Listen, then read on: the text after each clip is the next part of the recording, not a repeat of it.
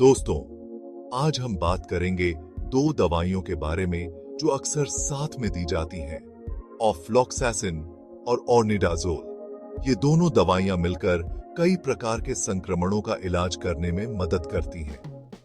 ये दवाइयां टैबलेट के रूप में आती हैं और कई तरह के इन्फेक्शन से लड़ने में मदद करती हैं। इन्हें आमतौर पर बैक्टीरियल और प्रोटोजोआ संक्रमणों के इलाज के लिए उपयोग किया जाता है। ऑफ्लॉक्सासिन और ऑर्निडाजोल को एंटीबायोटिक कहा जाता है। ये दवाइयां बैक्टीरिया और प्रोटोजोआ को मारने या उनकी वृद्धि को रोकने में सक्षम होती हैं। एंटीबायोटिक दवाएं हमारे शरीर में मौजूद खराब कीटाणुओं को मारकर या उनकी बढ़ोतरी को रोककर काम करती हैं। ये दवाइयां हमारे इम्यून सिस्टम को मजबूत बनाने में भी मदद करती हैं। ये दवाइयां अलग अलग तरह के कीटाणुओं पर असर करती हैं, इसलिए इन्हें एक साथ देना ज्यादा असरदार हो सकता है। इनका संयोजन कई बार जटिल संक्रमणों के इलाज में अधिक प्रभावी साबित होता है। आइए अब इन दवाइयों, उनके उपयोगों और संभावित नुकसान के बारे में विस्तार से जानते हैं। यह जानना महत्वपूर्ण है कि इन दवाओं का सही तरीके से उपयोग कैसे किया जाए और इनके संभावित दुष्प्रभावों से कैसे बचा जाए।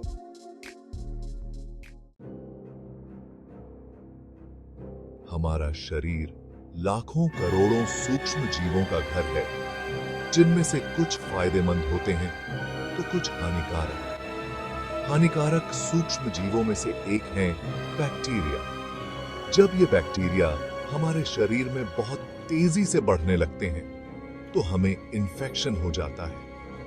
बैक्टीरियल इन्फेक्शन कई तरह के होते हैं, जैसे कि पेट का इन्फेक्शन, पेशाब की नली का इन्फेक्शन, त्वचा का इन्फेक्शन और यौन संचारित इन्फेक्शन। इन इन्फेक्शन के लक्षण भी अलग अलग हो सकते हैं, जैसे कि बुखार, दर्द, सूजन, लालिमा, दस्त, उल्टी और थकान। ऑफ्लॉक्सासिन फ्लोरोक्विनोलोन नामक एंटीबायोटिक दवाओं के समूह से संबंधित है। यह दवा बैक्टीरिया के डीएनए को बनने और उनकी मरम्मत करने की क्षमता को रोककर काम करती है। इससे बैक्टीरिया बढ़ नहीं पाते हैं और अंततः मर जाते हैं। ऑफ्लॉक्सासिन का उपयोग कई तरह के बैक्टीरियल इन्फेक्शन के इलाज के लिए किया जाता है, जैसे कि पेशाब की नली का इन्फेक्शन, त्वचा और कोमल ऊतकों का इन्फेक्शन, श्वसन तंत्र का इन्फेक्शन, प्रोस्टेट ग्रंथि का इन्फेक्शन। ऑर्निडाजोल नाइट्रोइमिडाजोल नामक एंटीबायोटिक दवाओं के समूह से संबंधित है। यह दवा खास तौर पर एनारोबिक बैक्टीरिया के खिलाफ काम करती है, जिन्हें जीवित रहने के लिए ऑक्सीजन की आवश्यकता नहीं होती है। ऑर्निडाजोल बैक्टीरिया के डीएनए को नुकसान पहुंचाकर उन्हें नष्ट कर देती है। इसका उपयोग निम्नलिखित इन्फेक्शन के इलाज के लिए किया जाता है: अमीबाइसिस, अमीबा नामक परजीवी से होने वाला इन्फेक्शन; ट्राइकोमोनियासिस, यौन संचारित इन्फेक्शन; बैक्टीरियल वेजिनोसिस, योनि में बैक्टीरिया का असंतुलन। Section 5. The dynamic duo, combining ofloxacin and ornidazole.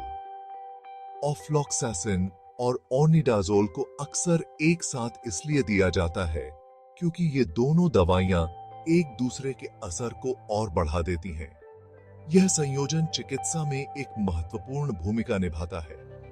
Ofloxacin aerobic bacteria, जिन्हें ऑक्सीजन की आवश्यकता होती है, और कुछ एनारोबिक बैक्टीरिया के खिलाफ काम करता है, जो इसे एक व्यापक स्पेक्ट्रम एंटीबायोटिक बनाता है। जबकि ऑर्निडाजोल मुख्य रूप से एनारोबिक बैक्टीरिया के खिलाफ प्रभावी है। यह दवा उन बैक्टीरिया को निशाना बनाती है जो ऑक्सीजन के बिना जीवित रह सकते हैं। इन दोनों दवाओं का मेल अलग अलग तरह के बैक्टीरिया पर असर करता है, जिससे यह संयोजन अधिक प्रभावी हो जाता है, जिससे इन्फेक्शन के इलाज की संभावना बढ़ जाती है। यह संयोजन विशेष रूप से उन मामलों में उपयोगी है जहां संक्रमण का कारण बनने वाले बैक्टीरिया की पहचान करना मुश्किल होता है। यह मेल पेट, आंत, योनि और अन्य अंगों के इन्फेक्शन के इलाज में खास तौर पर उपयोगी है। इसके अलावा यह संयोजन जटिल संक्रमणों के इलाज में भी मददगार साबित हो सकता है, जिससे मरीजों को तेजी से राहत मिलती है। Section 6, understanding the benefits of combination therapy. Ofloxacin और ऑर्निडाजोल के मेल से होने वाले इलाज के कई फायदे हैं। ज्यादा असरदार, यह मेल अलग अलग तरह के बैक्टीरिया पर असर करता है, जिससे यह कई तरह के इन्फेक्शन के लिए असरदार हो जाता है। ये दवाएं एक साथ मिलकर बैक्टीरिया को तेजी से खत्म करती हैं। तेज असर की ये मेल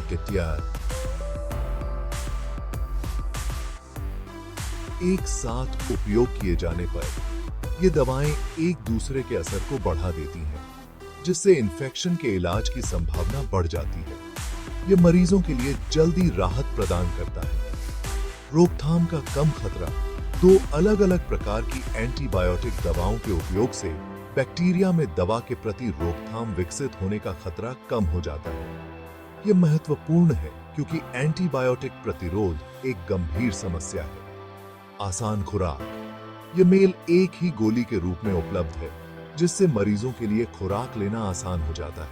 यह विशेष रूप से उन मरीजों के लिए फायदेमंद है जिन्हें कई दवाएं लेनी पड़ती हैं। इस प्रकार की थेरेपी से मरीजों को बेहतर परिणाम मिलते हैं और उनकी जीवन की गुणवत्ता में सुधार होता है। यह थेरेपी न केवल प्रभावी है, बल्कि यह मरीजों के लिए सुविधाजनक भी है। यह सुनिश्चित करता है कि मरीज अपनी दवाएं नियमित रूप से लें और इलाज को पूरा करें। इस प्रकार ऑफ्लॉक्सासिन और ऑर्निडाजोल का मेल एक प्रभावी और सुविधाजनक विकल्प है, जो कई प्रकार के इन्फेक्शन के इलाज में मदद करता है। यह थेरेपी न केवल मरीजों के लिए फायदेमंद है, बल्कि यह डॉक्टरों के लिए भी एक महत्वपूर्ण उपकरण है। इस प्रकार की थेरेपी से मरीजों को बेहतर परिणाम मिलते हैं और उनकी जीवन की गुणवत्ता में सुधार होता है। Section 7, side effects and precautions. हालांकि ऑफ्लॉक्सासिन और ऑर्निडाजोल आमतौर पर सुरक्षित दवाएं हैं, लेकिन कुछ लोगों को साइड इफेक्ट्स हो सकते हैं। सबसे आम दुष्प्रभावों में शामिल हैं जी मिचलाना, उल्टी, दस्त, पेट दर्द, चक्कर आना, सर दर्द ज्यादा गंभीर लेकिन कम दिखने वाले दुष्प्रभावों में शामिल हैं एलर्जी, टेंडोनाइटिस, नाड़ी में सूजन, नसों को नुकसान, लिवर को नुकसान।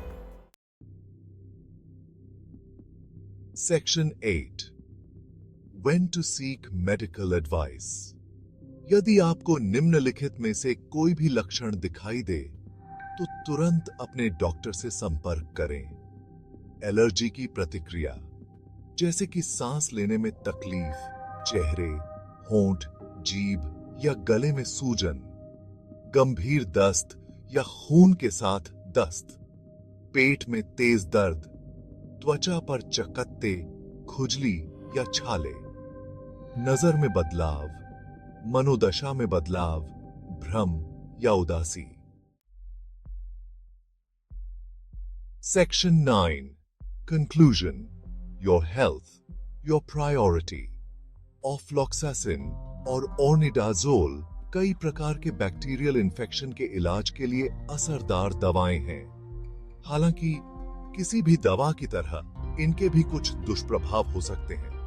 अपने डॉक्टर के निर्देशों का पालन करना और बताई गई खुराक और अवधि से ज्यादा दवा न लेना महत्वपूर्ण है। यदि आपको कोई भी असामान्य लक्षण दिखाई देते हैं, तो तुरंत अपने डॉक्टर से संपर्क करें। Section 10, A note on responsible medication use। Antibiotic दवाओं का सही तरीके से उपयोग करना महत्वपूर्ण है, ताकि एंटीबायोटिक रोकथाम को रोका जा सके। एंटीबायोटिक रोकथाम तब होता है जब बैक्टीरिया में एंटीबायोटिक दवाओं के प्रति रोकथाम क्षमता विकसित हो जाती है, जिससे इन्फेक्शन का इलाज करना मुश्किल हो जाता है। एंटीबायोटिक रोकथाम को रोकने में मदद करने के लिए केवल तभी एंटीबायोटिक दवाएं लें जब आपके डॉक्टर द्वारा निर्धारित की गई हो। अपनी पूरी बताई गई खुराक लें, भले ही आप बेहतर महसूस करने लगें। एंटीबायोटिक दवाओं को दूसरों के साथ साझा न करें।